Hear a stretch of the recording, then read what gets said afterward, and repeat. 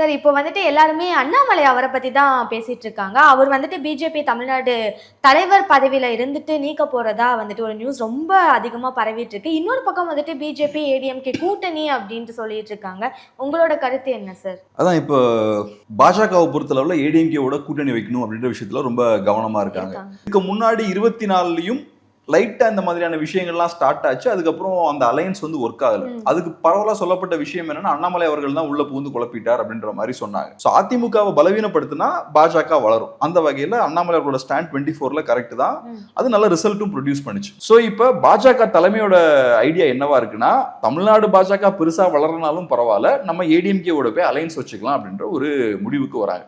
இது அண்ணாமலை அவர்களுக்கு சிக்கல். எந்த லீடர் எடுத்துக்கிட்டாலும் ஒரு பெரிய லீடருக்கு அவரோட ஹோம் கிரவுண்ட் தான் முக்கியம். சோ இப்ப இபிஎஸ் அவர்களோட ஹோம் கிரவுண்டும் கொங்கு பகுதியில தான் இருக்கு. அண்ணாமலை அவர்களும் கொங்கு பகுதியை தான் போக்கஸ் பண்றாரு. சோ அப்படி இருக்கும்போது ரெண்டு பேரும் ஒரு கிளாஷ் பண்ண வேண்டிய ஒரு சூழல் வந்து இப்ப ஏற்படுது.